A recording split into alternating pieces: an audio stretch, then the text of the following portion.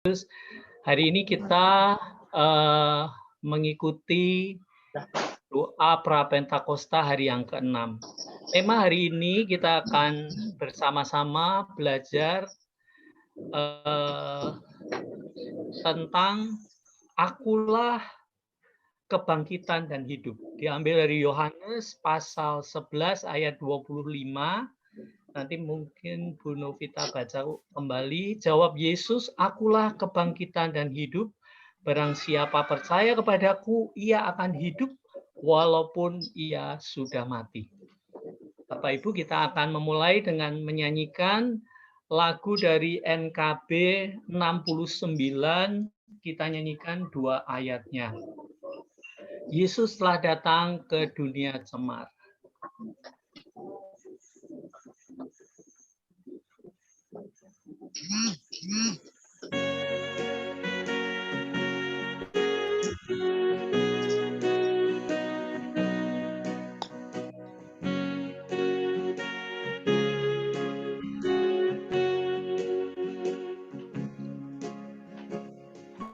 Yesus telah datang ke dunia cemar, lahir di kandang yang hidup.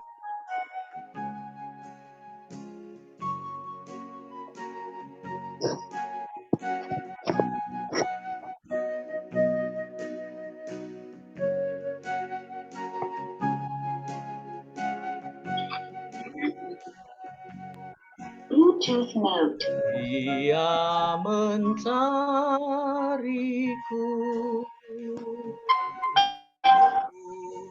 Dia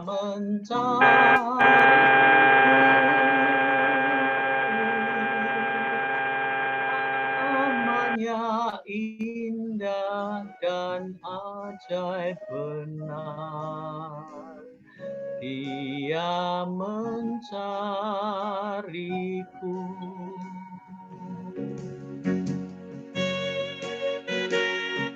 Kita nyanyikan bait yang kedua bersama-sama.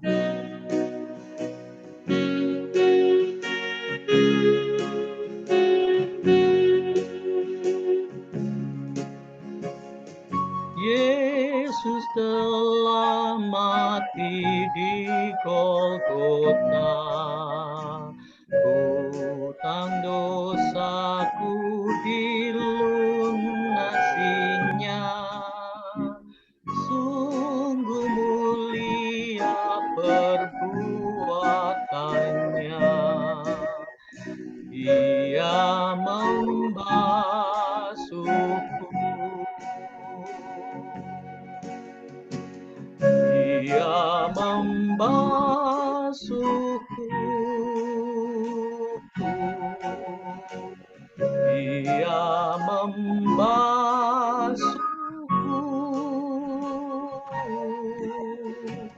Sungguh mulia perbuatannya.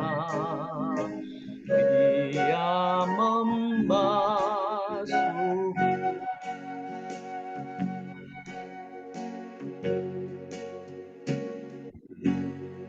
Bapak Ibu, kita akan membuka doa Prapentakosta malam hari ini yang akan dipimpin oleh Penatua Iwan.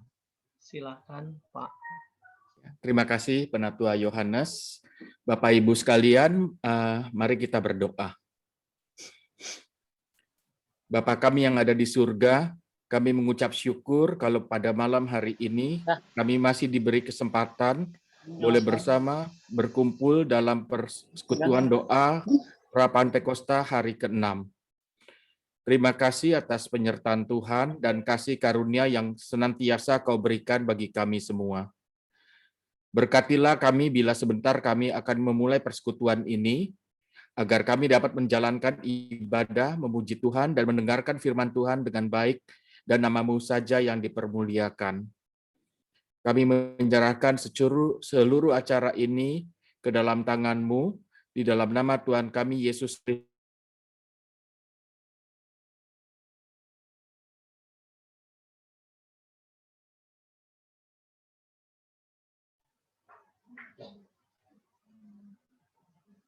Bapak Ibu? Maaf, apakah suara saya kedengaran? Terdengar, terdengar. Oke. Yohanes. Ya, oke. Bapak Ibu, kalau kita lihat tema-tema persekutuan doa Prapentakosta, dari hari pertama akulah roti hidup, hari kedua akulah terang dunia, hari ketiga, 4, 5 tentang yang pintu, gembala, dan hari ini kebangkitan. Kita melihat bahwa semua yang Tuhan lakukan itu kita bisa lihat bahwa itu untuk kepentingan manusia, orang-orang yang percaya. Waktu saya lihat tema-tema ini, saya teringat belum lama ini saya melihat video tentang seorang anak yang diadopsi oleh orang kaya. Ya, jadi dia dari keluarga sangat miskin.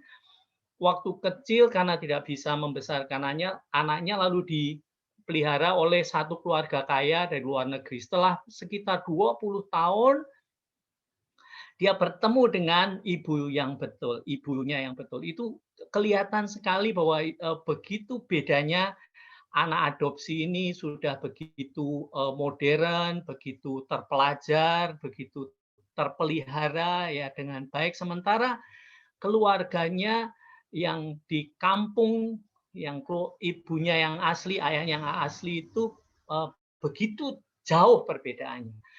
Nah, ini kita bisa lihat bahwa kita yang percaya kepada Tuhan Yesus itu seperti atau memang kita diadopsi oleh Tuhan, diberikan segala sesuatu yang terbaik, semua yang terbaik, roti hidup supaya kita bisa hidup, terang dunia supaya kita bisa menerangi orang lain, pintu dijagainya kita, gembala yang dibimbingnya, dan hari ini kita akan membahas tentang Yesus kebangkitan dan hidup supaya kita dibangkitkan, bisa mengenal Tuhan kembali bersama Tuhan. Dan besok juga ada tema-tema, semuanya difokuskan untuk ciptaan Tuhan. Betapa luar biasanya Tuhan kita.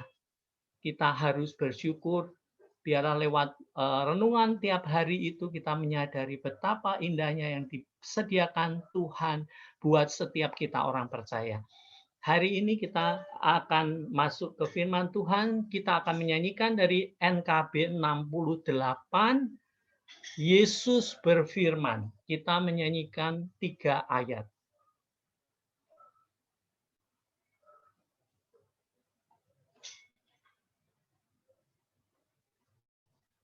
Minta tolong Pak Deot.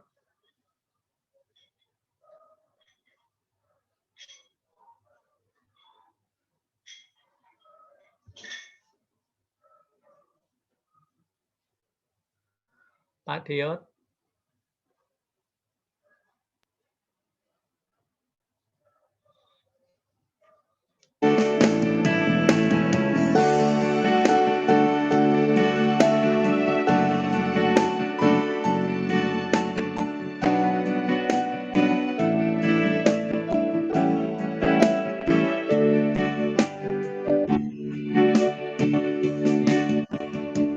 Yesus berfirman, akulah roti hidup bagi manusia, roti hidup bagi manusia, roti hidup bagi manusia. Yesus berfirman, akulah roti hidup bagi manusia.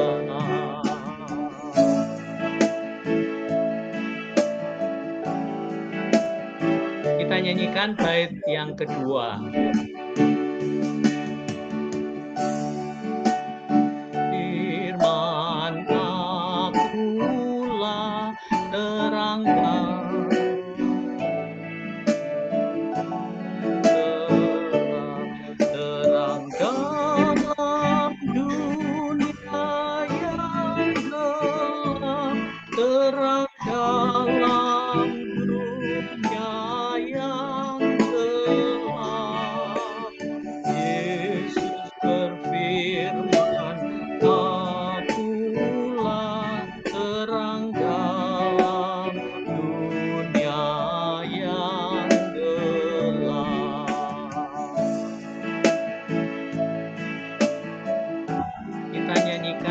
ayat yang ketiga.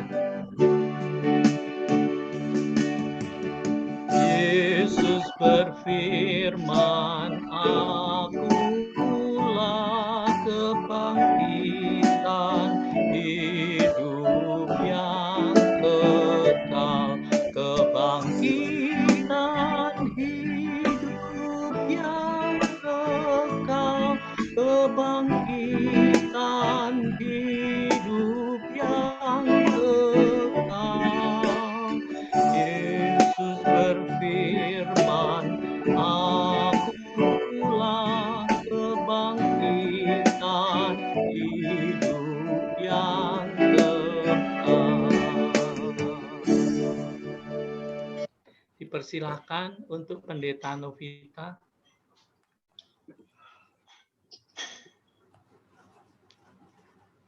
Baik, Ibu Bapak sekalian, mari kita kembali berdoa.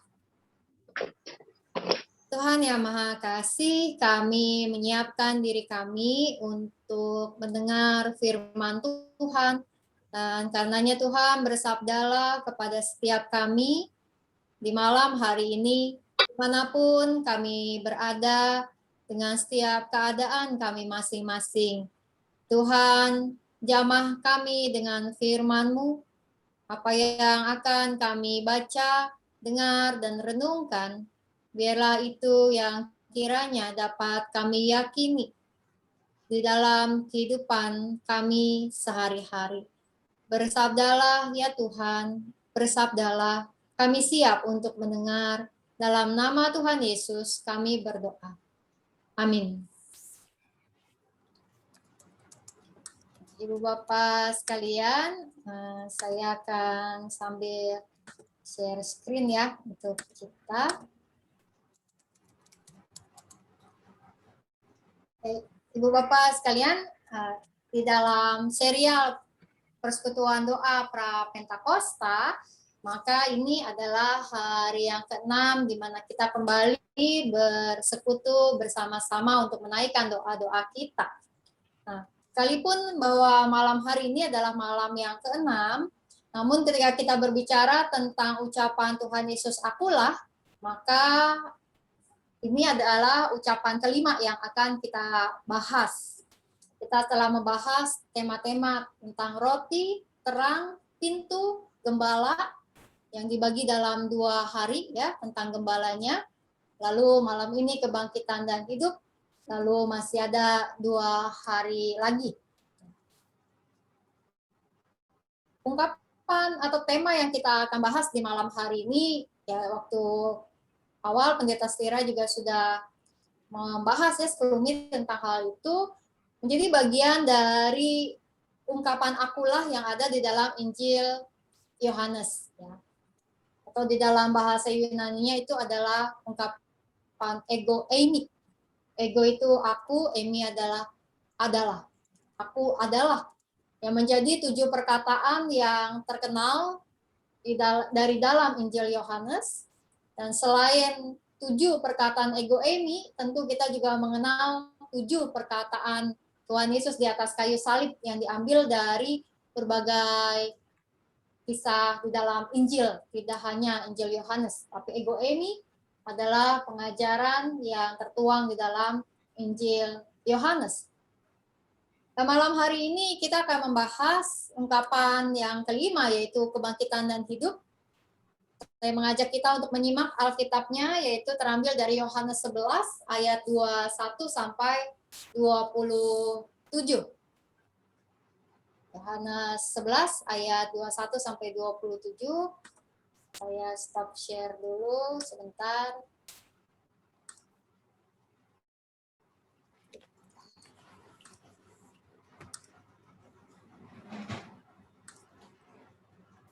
Saya akan bacakan Ibu Bapak sekalian, Yohanes 11 ayat 21 sampai 27. Sebuah kisah yang tentu juga kita kenal ya, tentang Lazarus yang dibangkitkan. Maka kata Marta kepada Yesus, Tuhan, sekiranya Engkau ada di sini, saudaraku pasti tidak mati. Tetapi sekarang pun aku tahu bahwa Allah akan memberikan kepadamu segala sesuatu yang engkau minta kepadanya. Kata Yesus kepada Marta, saudaramu akan bangkit. Kata Marta kepadanya, aku tahu bahwa ia akan bangkit pada waktu orang-orang bangkit pada akhir zaman. Jawab Yesus, akulah kebangkitan dan hidup. Barang siapa percaya kepadaku, ia akan hidup walaupun ia sudah mati. Dan setiap orang yang hidup dan yang percaya kepadaku tidak akan mati selama-lamanya. Percayakah engkau akan hal ini? Jawab Marta, ya Tuhan, aku percaya bahwa engkaulah Mesias, anak Allah ke dalam dunia. Demikian pembacaan kita yang kita renungi malam Bapak Ibu sekalian. Melalui tema atau pembahasan malam hari ini, saya akan mengajak kita merenungkan tentang kata akulah yang telah mengubah Marta yang tahu menjadi Marta yang percaya. Share lagi.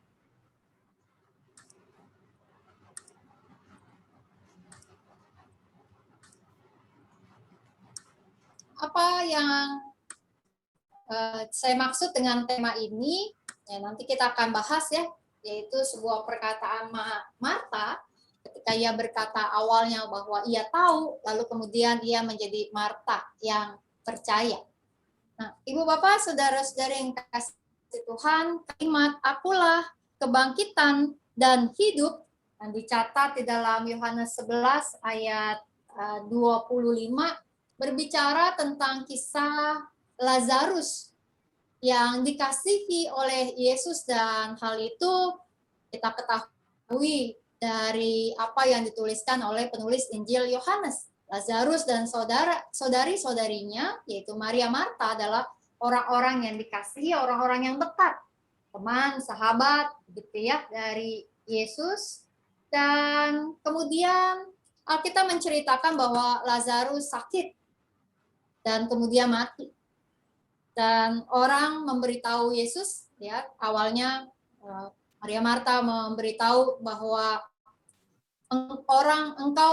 orang yang kau kasihi dia sakit, gitu ya. Maka kemudian apa yang Alkitab katakan, bahwa Alkitab kemudian berkata bahwa Yesus tidak segera datang, bahkan di dalam ayat yang ke-6 dalam Yohanes 11 dicatat bahwa ia sengaja tinggal 2 hari lagi di tempat di mana ia berada. Jadi ketika kabar sakitnya Lazarus sampai kepada Yesus pada waktu itu, yang tentu di dalam informasi atau berita yang disampaikan itu ada harapan bahwa Yesus segera datang menyembuhkan, gitu ya. Namun Alkitab mengatakan bahwa Yesus sengaja tinggal 2 hari lagi, yang akhirnya di dalam masa itu Lazarus kemudian meninggal.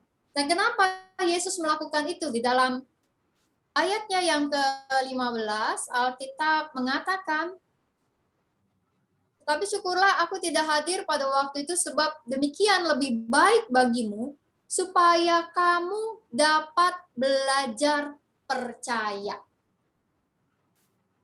Jadi Yesus sengaja berlambat-lambat untuk tidak datang ke Betania secepat ia mendengar kabar. Ia sengaja tinggal lebih lama dengan tujuan supaya kamu dapat belajar percaya. Supaya murid-murid dapat belajar percaya kepada Yesus. Nah, lalu kemudian setelah itu barulah setelah 2 hari tinggal di tempat itu, Tuhan Yesus pergi bersama dengan para murid. Nah, lalu kemudian Alkitab mengatakan bahwa ketika Yesus pergi ke Betania, ke tempat Lazarus, maka Lazarus ternyata sudah 4 hari dikuburkan di tempat itu. Ya, sebuah tafsiran mengatakan perjalanan dari Betania ke Lazarus mungkin 1 sampai 2 hari perjalanan begitu ya. Sehingga ketika tiba di tempat itu, ternyata Lazarus sudah 4 hari berbaring di dalam kubur. Dan Marta kemudian menyongsong Yesus, bertemu dengan Yesus, dan kemudian terjadilah sebuah dialog antara Marta dengan Yesus berbicara mengenai kebangkitan. Diawali dengan sebuah statement yang rada-rada nyeselin gitu ya, statement yang mungkin bagi Marta jadi satu curcol begitu ya. Ketika Yesus datang, dia mengatakan, Tuhan, sekiranya engkau ada di sini, saudaraku pasti tidak mati. Ya, sebuah kalimat yang berisi penyesalan. Sekiranya engkau ada di sini, saudaraku pasti enggak mati. Lalu kemudian kalimat Marta disambut dengan ucapan, tetapi sekarang pun aku tahu bahwa Allah akan memberikan kepadamu segala sesuatu yang kau minta kepadanya. Di dalam kalimat ini belum ada satu gambaran dari Marta bahwa Yesus akan membangkitkan Lazarus. Karena pada awalnya dia belum percaya tentang kebangkitan Lazarus pada saat itu, ya, secara jasmani. Maka dalam percakapan antara Marta dan Yesus, Marta saat itu sedang berbicara tentang kebangkitan pada akhir zaman. Ya. Yang Marta katakan di dalam ayat 24, aku tahu bahwa ia akan bangkit pada waktu orang-orang bangkit pada akhir zaman. Perhatikanlah Ibu Bapak sekalian, ketika Tuhan Yesus berkata kepada Marta, saudaramu akan bangkit, Marta berkata, aku tahu bahwa ia akan bangkit pada akhir zaman. Marta sedang berbicara tentang kebangkitan akhir zaman nanti, begitu ya. Tidak terbayang bahwa Yesus punya kuasa untuk membangkitkan Lazarus pada saat itu juga. Dan kemudian merespon perkataan Marta itu, tercetuslah ungkapan ego eimi dari Yesus yang kelima, akulah kebangkitan dan hidup, barang siapa percaya kepadaku, ia akan hidup walaupun ia sudah mati. Dan setiap orang yang hidup dan yang percaya kepadaku tidak akan mati selama-lamanya. Percayakah engkau akan hal ini? Yesus ingin menegaskan kepada Marta dan kepada orang-orang tentu yang pada saat itu bersama dengan Yesus, termasuk para murid dan orang-orang yang ada menemani Marta saat itu, bahwa di dalam hidup bersama dengan Yesus, mengenal Yesus dan dikenal oleh Yesus, adalah kehidupan yang dipelihara oleh Yesus pada saat kita hidup saat ini dan juga dalam kehidupan kekal yang dijanjikan. Dalam kalimat ini, Tuhan Yesus ingin menegaskan bahwa Lazarus saat itu sudah mati, tetapi ia hidup. Ketika Yesus kemudian menghidupkan kembali. Dan bagaimana dengan Marta? Marta masih hidup dan Marta tidak akan mati selama-lama. Dan Tuhan Yesus mengatakan kepada Marta, percayakah engkau akan hal ini?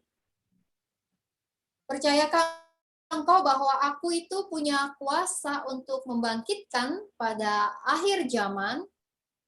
Tapi kuasa kebangkitan itu bukan hanya tentang akhir zaman, melainkan kuasa pada Yesus adalah juga kuasa untuk membangkitkan secara langsung pada waktu itu kematian jasmani yang dialami oleh Lazarus, saudaranya. Percayakah engkau akan hal ini?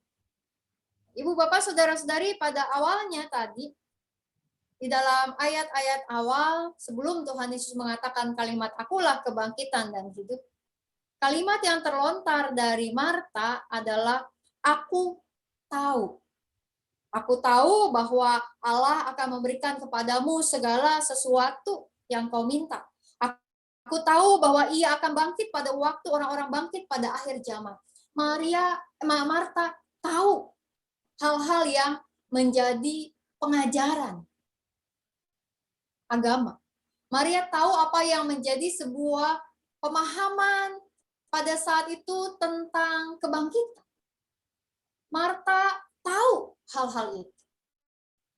Namun Tuhan Yesus mengatakan bahwa akulah kebangkitan dan hidup. Bukan hanya menginginkan Marta maupun orang-orang yang ada pada saat itu dan termasuk kita sebagai orang-orang yang sekedar tahu bahwa Yesus punya kuasa. Namun Tuhan Yesus ingin agar kita menjadi tahu dan kemudian percaya. Karena tahu dan percaya itu sangat berbeda. Kita tahu misalnya bahwa ya seorang magician misalnya bisa melakukan hal-hal ajaib begitu ya, tukang sulap ya. Wah, kita tahu tuh dia bisa tuh jago gitu. Tapi apakah kita percaya kepadanya, mempercayakan diri kita kepada? Tentu tidak. Nah, Ibu Bapak, saudara-saudari, kita tahu tadi soal hujan misalnya kita tahu ini nih gerimis-gerimis, wah mau hujan gede nih, kita tahu soal itu. Tapi bahwa soal kalau kita percaya, maka kita tadi Pak Roni bilang, udah angkat jemuran belum? Kalau kita cuma sekedar tahu, oh ya tahu ya mau hujan gitu. Tapi kalau kita percaya, kita angkat jemuran, kita sediain payung kalau mau pergi kan gitu. Ada satu buah cerita ya Ibu Bapak Saudara-saudari, sebuah desa yang mengalami kekeringan. Lalu kemudian ceritanya ini desanya kayak desa Kristen gitu ya, soalnya diceritakan bahwa pendetanya kemudian memanggil orang-orang ke gereja dan kemudian meminta hujan, berdoa bersama-sama untuk minta hujan. Nah, lalu kemudian ketika waktu untuk berdoa bersama di gereja itu tiba waktunya, maka berbondong-bondong orang pun datang ke gereja untuk berdoa bersama-sama. Lalu kemudian pendetanya mengatakan, kalian ini nggak percaya pada kuasa doa. Oh, jemaatnya lalu protes, kami percaya, buktinya kami datang buat berdoa. Kata pendetanya, siapa yang bawa payung? Nggak ada gitu ya. Karena kalau mereka percaya, walaupun saat itu sedang kering, tapi mereka mau berdoa minta hujan, mereka percaya, ya mereka akan bawa payung. Karena kalau nggak pulangnya kehujanan gitu. Nah, antara tahu dan percaya menjadi hal yang berbeda. Nah, Marta tahu pada awalnya bahwa ya dia tahu apa yang menjadi pengajaran bahwa ya, Mesias itu bisa membangkitkan pada akhir zaman. Dia tahu bahwa Yesus punya kuasa. Namun bagi Yesus, bagi Tuhan Yesus tidak cukup bahwa Marta dan murid-murid serta orang-orang lain dan termasuk kita, tidak cukup kita hanya menjadi orang-orang yang percaya. Karena Tuhan Yesus kemudian mengatakan, barang siapa percaya kepada, bukan barang siapa yang tahu bahwa aku bisa membangkitkan gitu. Tapi barang siapa percaya kepada. Itu yang kalimat pertanyaan kepada Marta. Percayakah engkau akan hal ini? Dan menjadi pertanyaan juga bagi setiap kita. Percayakah kita bahwa Yesus punya kuasa untuk membangkitkan? Ada dua buah ayat, Ibu Bapak sekalian, dari dalam Injil Yohanes juga, dari Yohanes 5 dan Yohanes 6. Bolehkah saya minta dua orang untuk membacakan ayat ini? Satu orang membacakan Yohanes 5 ayat 24, satu orang membacakan Yohanes 6 ayat 40. Bisa dari layar ini ya. Silakan Ibu Bapak, ada yang bersedia membacakan? Boleh angkat tangannya Ibu Bapak atau nyalakan mic-nya langsung. Bu Novi. Silakan. Ya, ayat 24 ya Bu Novi. Ya, Yohanes 5 ayat 24. Aku berkata kepadamu, sesungguhnya barang siapa mendengar perkataanku dan percaya kepada Dia yang mengutus aku, ia mempunyai hidup yang kekal dan tidak turut dihukum, sebab ia sudah pindah dari dalam maut ke dalam hidup. Terima kasih Cinani. Satu ayat lagi dari Yohanes 60. Bolehkah seseorang membacakannya? Ya, aku baca deh. Yohanes 6 ayat 40. Sebab inilah kehendak Bapa, yaitu supaya setiap orang yang melihat Anak dan yang percaya kepadanya beroleh hidup yang kekal, dan supaya aku membangkitkannya pada akhir Terima zaman. kasih. Ibu Bapak, saudara-saudari, Tuhan Yesus mengatakan tentang siapa yang mendengar perkataanku dan percaya. Orang yang percaya kepada Tuhan. Maka di dalam iman kita menjadi hal yang penting bagaimana kita percaya dan kemudian mempercayakan diri. Bahwa kita bukan hanya sekedar tahu bahwa Tuhan Yesus punya kuasa, tetapi kita percaya bahwa Tuhan Yesus itu punya kuasa. Nah, apa tuh yang menjadi satu pemahamannya? Ada 3 hal yang akan saya sharekan. Yang pertama tentu kita mau percaya bahwa di dalam Yesus kita mendapatkan kehidupan kita sekalipun sudah mati nanti. Kehidupan kita di dunia akan berakhir, cepat atau lambat, ya. Semua lagi ngantri gitu istilahnya ya, orang mengatakan oh lagi ngantri nih gitu. Bahwa siapapun kita tahu bahwa ada akhir dari kehidupan kita di dunia. Namun akhir kehidupan kita di dunia ini adalah akhir dari segala, karena kita akan memperoleh sebuah kehidupan yang kekal bersama dengan Tuhan. Oleh karena itu ketika kita percaya bahwa di dalam Tuhan Yesus kita memperoleh kehidupan yang kekal nanti, maka kita adalah orang-orang yang berani menghadapi kematian. Kematian diri kita dan kematian orang-orang yang kita kasihi. Kita tentu percaya bahwa ya kalimat Tuhan Yesus bukan hanya soal kebangkitan, tapi soal hidup, bahwa Tuhan menginginkan kita memelihara kehidupan kita. Ya, selagi kita masih punya kesempatan di dunia ini, kita memelihara kehidupan kita memelihara kehidupan sesama kita. Tapi kita bukanlah orang-orang yang takut akan kematian. Karena di balik kematian, justru adalah sebuah kehidupan kekal yang Tuhan nyatakan. Tapi tunggu waktunya Ibu Bapak ya, jangan kemudian saya berani mati, ayolah sekarang gitu ya. Nggak kemudian nantangin maut juga gitu kan. Kita tentu memelihara hidup kita di dunia, tapi ketika hidup yang telah kita pelihara, keluarga yang kita pelihara, ternyata sampai pada batasnya, kita mau percaya bahwa ada sebuah kehidupan yang kekal. Bahwa kematian bukanlah akhir, tapi sebuah tahap untuk menuju yang lain. Nah, lalu bagi kita orang-orang yang hidup bersama dengan Tuhan Yesus, kita tahu bahwa kehidupan kita yang ada di dunia ini dan kematian kita juga yang nanti kita akan alami adalah sebuah hal yang sementara. Dan karena hidup ini adalah sebuah hal yang sementara, kita mau punya pengharapan kita akan kehidupan yang kekal nanti, kita tidak mau terpaku kepada hidup yang ada di dunia ini, kita merawat apa yang Tuhan percayakan sebaik-baiknya, tetapi juga bersedia merelakan. Dalam hal ini ketika kita menghadapi kematian orang-orang yang kita kasihi dan kematian kita sendiri, maka kita mau merelakan bahwa hidup di dunia yang kita jalani bersama dengan Tuhan adalah hidup yang sementara. Ada akhir.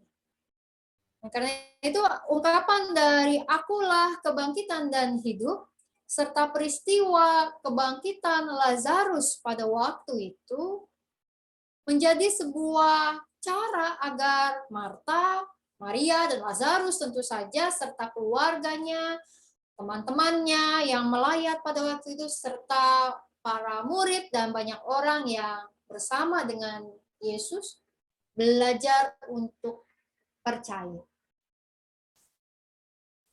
Dan belajar untuk percaya itu adalah saat ketika Yesus membangkitkan Lazarus dari kematian, seperti dikisahkan oleh penulis Injil Yohanes, di mana Lazarus memiliki kesempatan hidup yang baru di dunia,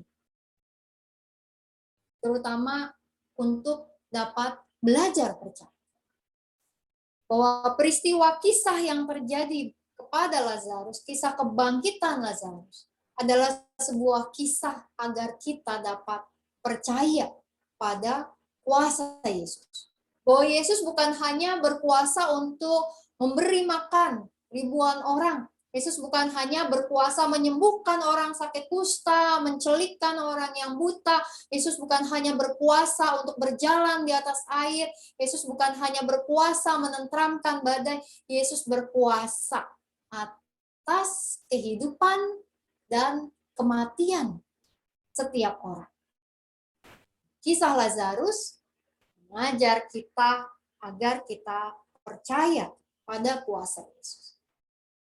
Dan tentu kita tidak perlu mengalami sakit dan mati terlebih dahulu seperti Lazarus, begitu ya, untuk kemudian percaya bahwa oh Tuhan Yesus memang sanggup membangkitkan. Karena Tuhan sendiri mengatakan, akulah kebangkitan dan hidup. Ketika kita menghayati peristiwa Paskah, di mana kebangkitan Yesus kita rayakan, maka kita merayakan Yesus Kristus yang berkuasa atas maut, Kristus yang bangkit, Kristus yang hidup.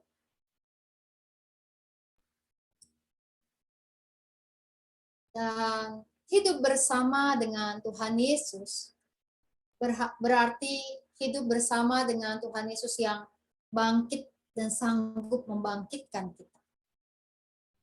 Bukan hanya soal kebangkitan dari kematian begitu ya, karena itu adalah sebuah perkara yang sederhana bagi Tuhan Yesus ketika Ia berkenan, berencana membangkitkan seseorang yang mati untuk kembali hidup. Dan mungkin kadang-kadang kita juga dengar ya cerita-cerita, misalnya seorang yang udah koma terus dokter bilang udah lewat nih, ternyata denyut lagi gitu. Atau orang yang sudah detak jantungnya gitu ya lurus gitu ya, disetrum-setrum hidup lagi. Atau orang yang kecelakaan dan orang pikir mati nih kayaknya nih orang ya sampai kayak begini gitu. Ternyata bisa selamat dan hidup. Ya, kita tidak perlu mengalami hal-hal yang seperti itu dulu untuk percaya bahwa Tuhan Yesus sanggup memberikan kita sebuah kebangkitan. Karena di dalam kehidupan kita bersama dengan Tuhan Yesus, Tuhan membangkitkan kita di dalam banyak arti, dalam banyak makna. Tuhan membangkitkan harapan kita untuk menjalani hidup ini. Kita mungkin tidak sakit lalu kemudian sembuh, kita mungkin sakit dan menjadi parah, namun iman kita bisa dibangkitkan oleh Tuhan di dalam situasi. Bahwa kita dibangkitkan sebagai umat, sehingga kita tidak terpuruk terus-menerus di dalam keputusasaan menjalankan hidup, sekalipun hidup di masa pandemi ini. Tuhan membangkitkan. Kita sudah 1 tahun lebih ya, hampir 1,5 tahun nih, pandemian dengan semua online. Kan waktu awal-awal online, kita mah berat banget begitu. Nggak bisa ke gereja, kaki kayaknya gatel gitu ya, hari Minggu kayak ada yang hilang gitu. Biasa ke gereja, apalagi aktif, super aktif. Apalagi waktu pertama pandemi kita udah mau Paskah, udah latihan-latihan drama, apa segala macam, nyanyi, sebagainya.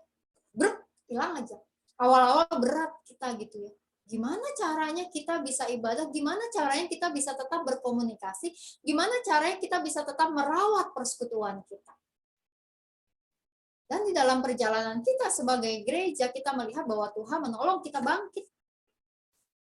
Menolong kita bangkit ketika kita bisa bersama-sama tetap bersekutu. Dan ada banyak hal yang mungkin berjalan tidak sesuai dengan apa yang kita mau, tidak sesuai dengan apa yang kita harapkan, tidak sesuai dengan apa yang kita pikir seharusnya terjadi. Perlu banyak adaptasi, perlu banyak kelegaan hati, perlu banyak permakluman dari kita terhadap situasi yang ada dengan keluarga kita, situasi masyarakat, sahabat kita, bahkan gereja, dan bangsa kita. Tapi kita tahu bahwa kita tidak menjalani semuanya ini sendiri karena Tuhan berkuasa untuk membangkitkan kita. Dia membangkitkan iman kita, dia membangkitkan pengharapan kita, dia membangkitkan setiap hal-hal baik untuk kita jalani di masa-masa pandemi ini. Maka kita kiranya bukan sekedar menjadi orang-orang yang tahu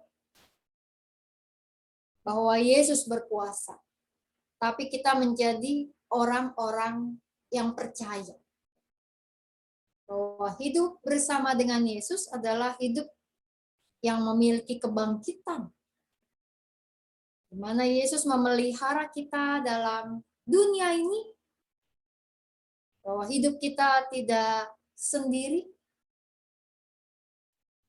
dan punya pengharapan akan kebangkitan, kehidupan yang kekal.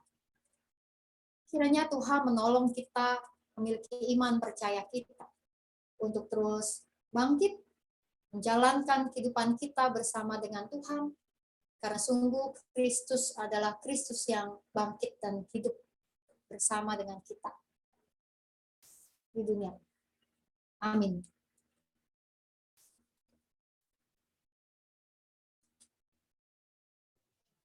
Terima kasih Bu Pendeta Novita.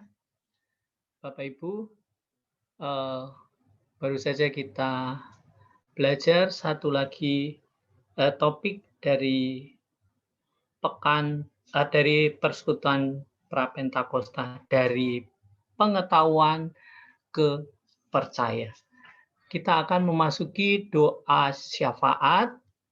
Hari ini ada 8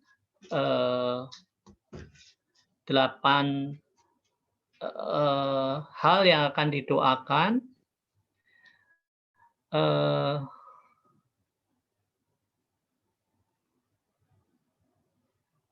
Apakah Pokok doa. iya bisa di-share pokok doanya?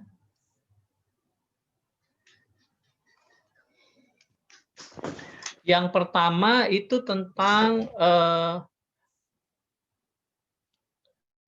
kebaktian minggu online di Bulak Kapal di minggu ketiga dan keempat yang dilayani oleh GKI Gading Indah. Lalu yang kedua GKI Gading Indah Sunday Worship Service. Kebaktian berbahasa Inggris ini akan didoakan oleh Penatua Susan. Lalu pokok doa yang ketiga untuk NTT ya, untuk pelayanan GKI yang menyumbangkan dana untuk NTT, juga untuk Pulau Adonara NTT yang mengalami dampak bencana yang terparah di 6 desa. Ini akan didoakan oleh Bapak Edi Wiganda. Lalu pokok doa yang kelima untuk bina warga di dalam pelayanan anak atau guru sekolah minggu, juga untuk keluarga muda, supaya banyak jemaat yang bisa ambil bagian. Pokok doa yang keenam untuk persekutuan doa pagi Selasa, Kamis, Sabtu, supaya banyak jemaat yang boleh ikut doa pagi dan menjadi berkat bagi banyak orang. Ini akan didoakan oleh Pak Amir, Penatua Amir ya. Yang ketujuh, berdoa untuk TPK, Tim Pelayanan Kedukaan di Gading Indah, di masa pandemi ini supaya tetap terus melayani para petugas, bisa tetap sehat ya, semangat, dan menjadi berkat bagi keluarga yang sedang berduka. Lalu pokok yang ke-8 untuk sakramen baptis anak. Ada 8 orang anak pada tanggal 6 Juni yang akan datang yang dipimpin oleh Pendeta Roni Nathanael. Supaya setiap orang tua juga dipersiapkan hatinya untuk bisa membawa anak-anak kepada Tuhan. Ini akan didoakan oleh Tinut ya. Jadi pokok doa yang pertama, kedua oleh Penatua Susan, pokok doa 3, 4 oleh Pak Edi Wiganda, pokok doa 5, 6 oleh Penatua Amir, dan pokok doa 7, 8 oleh Tinut ya. Silahkan mulai dari Susan, Penatua Susan. Ya, mari Bapak Ibu, kita bersatu dalam doa. Bapa di surga, terima kasih atas firman-Mu pada hari ini yang sudah kami dengar. Tolong kami untuk boleh lebih memahami agar kami tidak hanya menjadi orang yang sekedar tahu, tapi menjadi orang yang percaya dengan sepenuh hati kami. Dan bergantung penuh kepada Engkau saja. Walaupun sulit Tuhan, ajar kami untuk terus belajar dari kisah Lazarus untuk tetap percaya pada kuasa-Mu saja. Hari ini Tuhan, kami juga teringat akan pelayanan yang kami lakukan di Lembaga Permasyarakatan Bola Kapal. Saat sekarang kami hanya bisa melakukan pelayanan secara virtual kepada mereka. Tapi tolonglah setiap pelayanan yang kami lakukan, walaupun kami tidak bertatap muka kepada para penghuni, tapi kami sebagai gereja-Mu ingin memberikan yang terbaik untuk mereka. Ibadah yang kami lakukan, walaupun hanya 2 kali dalam sebulan, kami percaya semua ini boleh menjadi berkat dan mereka pun boleh merasakan begitu Tuhan sangat mengasihi mereka, sama halnya Tuhan mengasihi kami. Biarlah sentuhan kasih yang kami lakukan lewat doa, lewat pujian dan renungan, ini boleh menjadi kekuatan untuk mereka tetap bersandar hanya kepada Engkau saja. Ajar mereka juga Tuhan untuk boleh menjadi pelaku firman dalam kehidupan mereka sehari lepas sehari. Sehingga nama-Mu tetap dimuliakan dan mereka pun boleh menjadi terang bagi sesamanya. Bapa di surga, kami juga hari ini teringat akan pelayanan kami yang kami lakukan di Sunday Worship Service, sama halnya seperti pelayanan yang kami lakukan di LP. Ini hanya kami dapat lakukan secara virtual. Namun kiranya Engkau memberikan hikmat untuk orang-orang yang boleh terlibat melayani di SWS. Bapa di surga, kami juga percaya apa yang kami tabur tidak akan berlalu dengan sia-sia.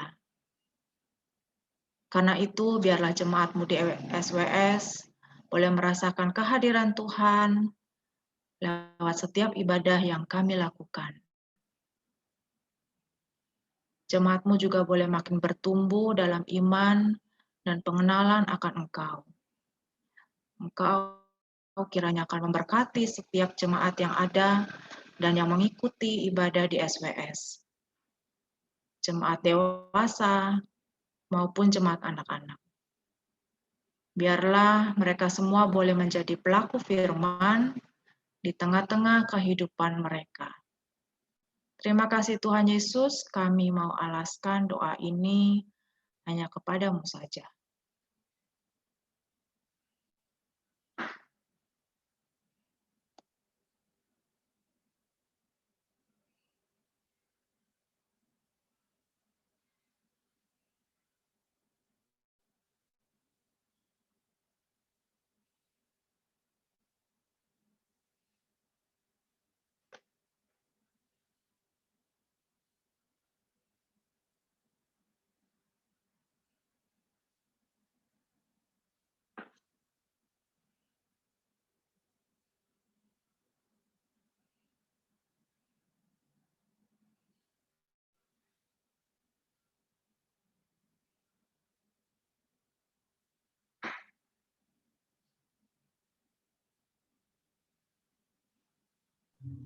Pak Edi mungkin masih di mute.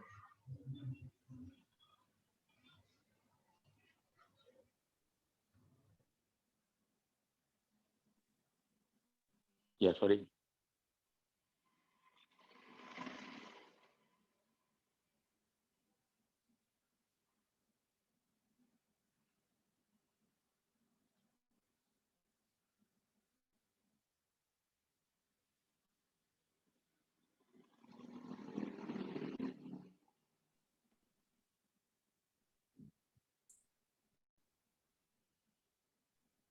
Pak Edi suaranya belum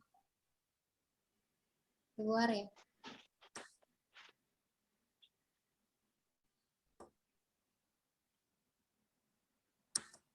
Enggak, sudah, Bu.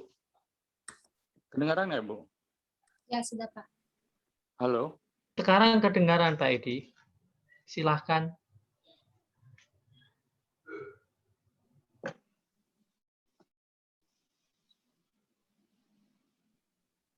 Ya, ya.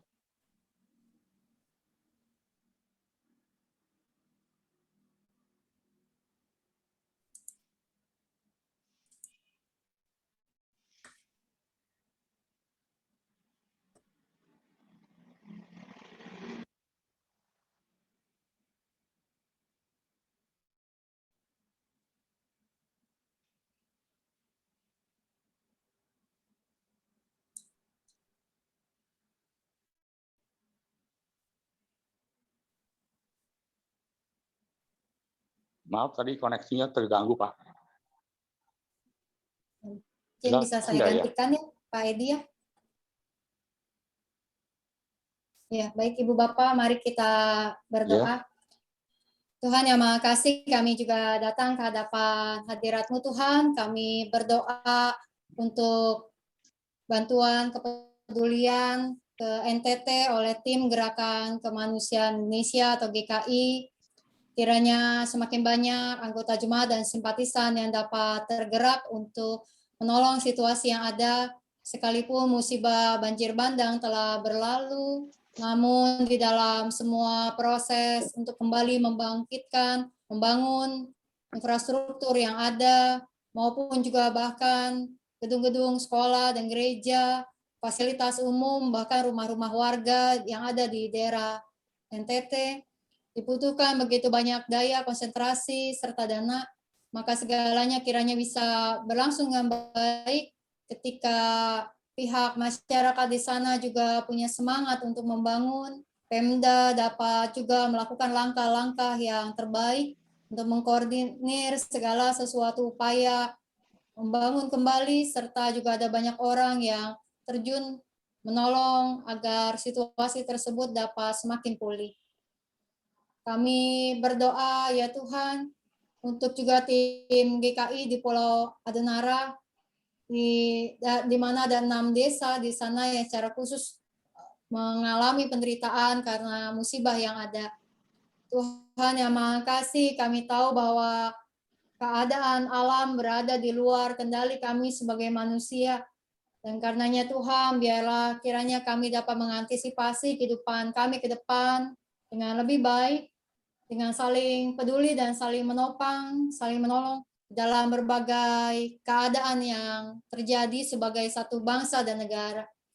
Sehingga musibah di satu tempat bukan menjadi tanda kami untuk menutup mata karena sebuah peristiwa yang terjadi jauh dari kami, melainkan justru menjadi kesempatan bagi kami untuk menunjukkan bahwa kuasa dan kasih Tuhan tidak terbatas oleh tempat, bahwa di dalam kehidupan kami sebagai umat manusia, sebagai satu bangsa, kami dapat terus saling mendukung dan menguatkan. Tuhan, kami berdoa juga biar dalam cuaca atau juga keadaan yang terjadi dalam kehidupan kami dengan iklim yang berlangsung pada saat ini, kami semua juga bisa menjaga kesehatan kami dengan sebaik-baiknya. Tuhan, kami menaikkan doa kami di malam ini karena kami percaya Engkau mendengar setiap doa dan menjawab tepat pada waktunya. Dalam kasih Kristus kami berdoa.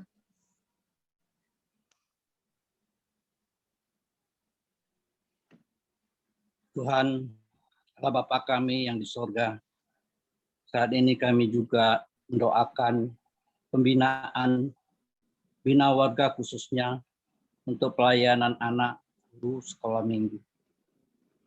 Tuhan, berkatilah setiap pengurus dan setiap jemaat yang ambil bagian di dalam pelayanannya, agar diberikan kesehatan serta kebahagiaan di setiap pelayanan guru sekolah minggu ini. Kami juga mendoakan untuk keluarga muda yang direncanakan setiap bulan sampai dengan bulan November 2021. Ya Bapak, tolonglah setiap keluarga pemula ini diberikan ketaatan serta pengertian agar mereka boleh ambil bagian dan tumbuh bersama di dalam pelayanan ini dan menjadi sumber berkat bagi pelayanannya. Kami juga berdoa untuk persekutuan doa pagi di hari Selasa, Kamis, Sabtu. Ya Bapak, urapi kami agar setiap pendoa di doa pagi Engkau sapa serta pimpin agar boleh tumbuh dan bertambah di persekutuan doa pagi ini. Inilah doa kami ya Bapa, hanya di dalam nama-Mu yang kudus kami sudah berdoa. Bapa kami yang di surga, kami akan berdoa untuk TPK dan sakramen baptis anak. Ya Tuhan, saat ini kami bersekutu, bersehati, berdoa untuk program tim pelayanan kedukaan di gereja kami.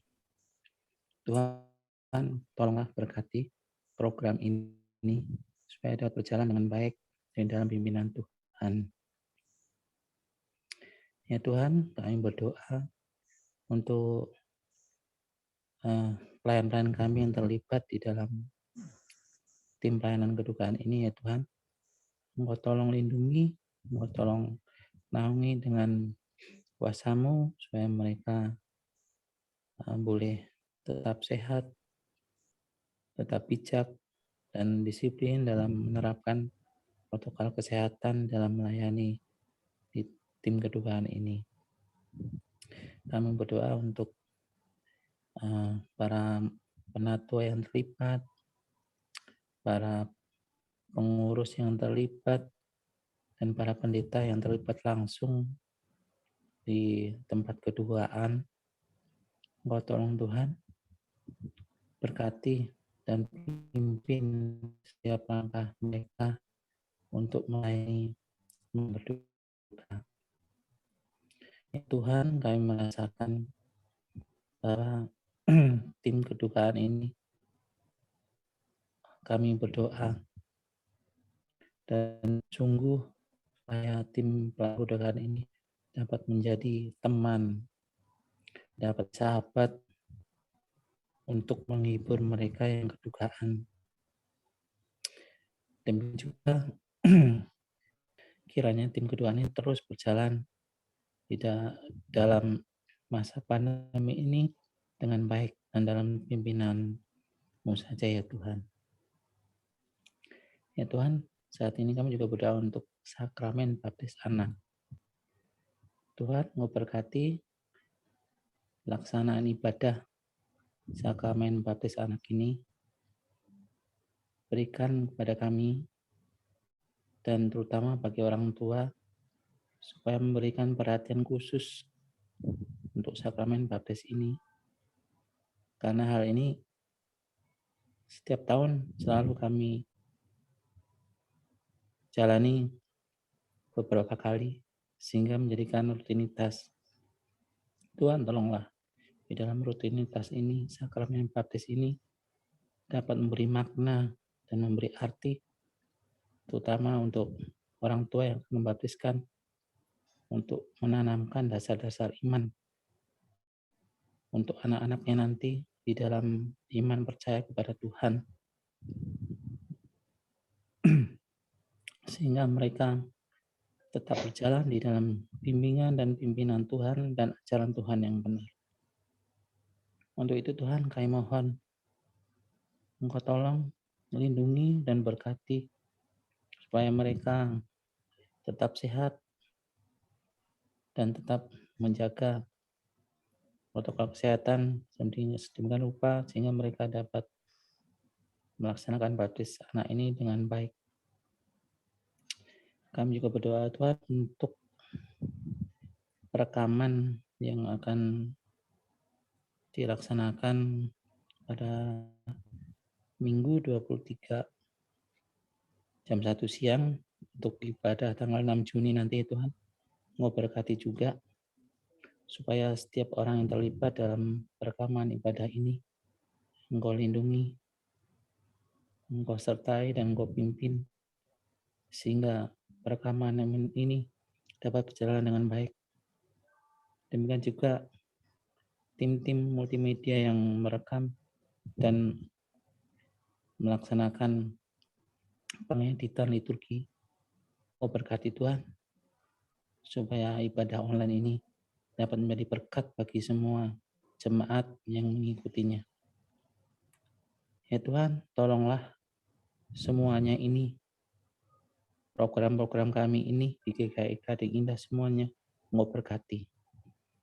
Kiranya Engkau mendengarkan doa kami dan mengabulkannya. Doa ini kami alaskan di dalam nama Tuhan Yesus, Allah kami yang hidup. Amin. Bapa kami yang ada di dalam surga, Engkau telah mendengar semua seru doa-doa yang kami panjatkan pada malam hari ini. Kami percaya bahwa Tuhan akan mengabulkan sesuai dengan kehendak Tuhan. Kami juga bersyukur untuk setiap jemaat-Mu yang telah mengikuti persekutuan doa Pra-Pentakosta malam hari ini. Engkau melawat setiap keluarga dengan kasih-Mu, memperbarui hidup kami dari yang sekedar tahu, kami mengimani setiap yang Tuhan katakan. Bapa di surga, kami berdoa di dalam nama Tuhan kami Yesus Kristus. Amin. Bapak-bapak, ibu-ibu sekalian, kita akan menutup persekutuan doa Pra-Pentakosta kita dengan menyanyikan lagu dari NKB 89 bait 1, 2, dan 3. Setelah itu doa berkat dari Pendeta Novita.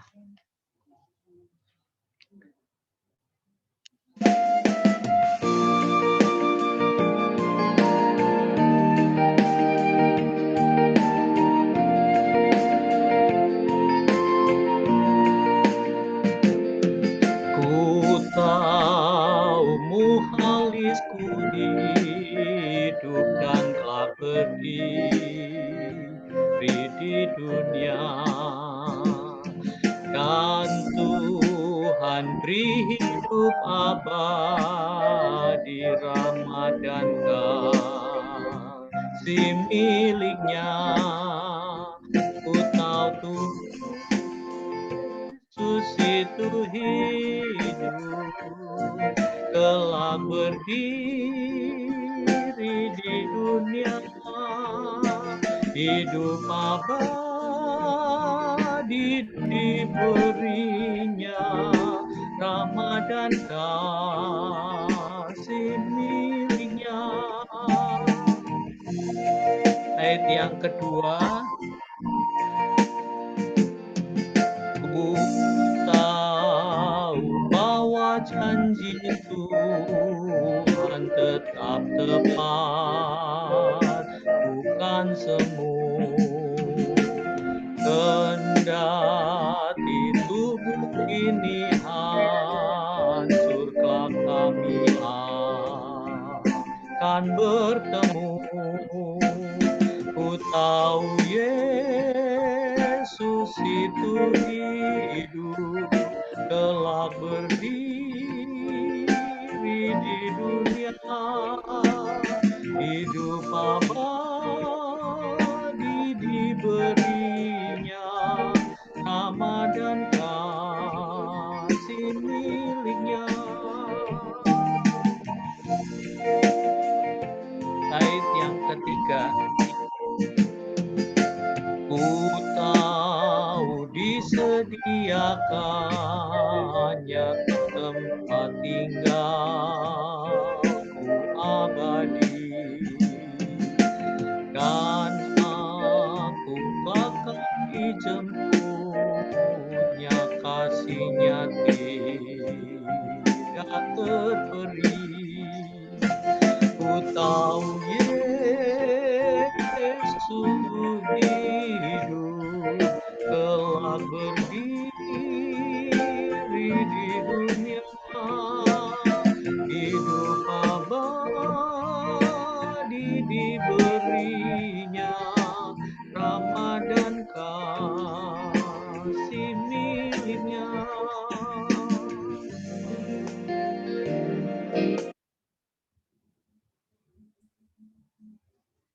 Bapak, saudara-saudari kasih Tuhan, kita akan mengakhiri persekutuan doa pra-Pentakosta di malam hari ini. Maka biarlah kita menjadi orang-orang yang tidak takut menghadapi kematian kita, dan sekaligus kita menjadi orang-orang yang berani untuk menjalankan hidup ini, apapun yang terjadi, karena kita menjalani semuanya ini bersama dengan Kristus yang hidup, Kristus yang bangkit.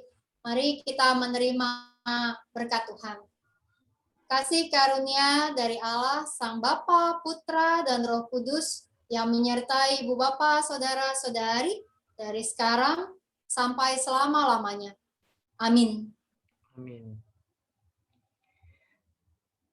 Selamat malam Ibu Bapak sekalian, Tuhan memberkati. Ibu Erlina, ada pengumuman? Malam. Ya, terima kasih banyak. Kan biasanya foto dulu Ibu Her. Oh iya, foto dulu. Yang ambil foto siapa? Ya, saya yang ambil. Jangan pada keluar dulu. Ya, jangan keluar dulu. Saya mohon maaf Bapak Ibu, tadi koneksinya terputus. Ya. Saya susah. Dimengerti. Tadi maklumi. Terima kasih Bu Novi. Iya. Sama-sama Pak Edi, maaf tadi saya. Ayo foto dulu.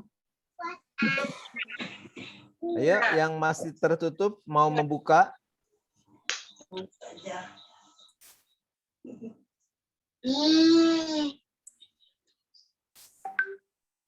Pak Yahya, Ibu Ella, Pak Sugi, Audrey,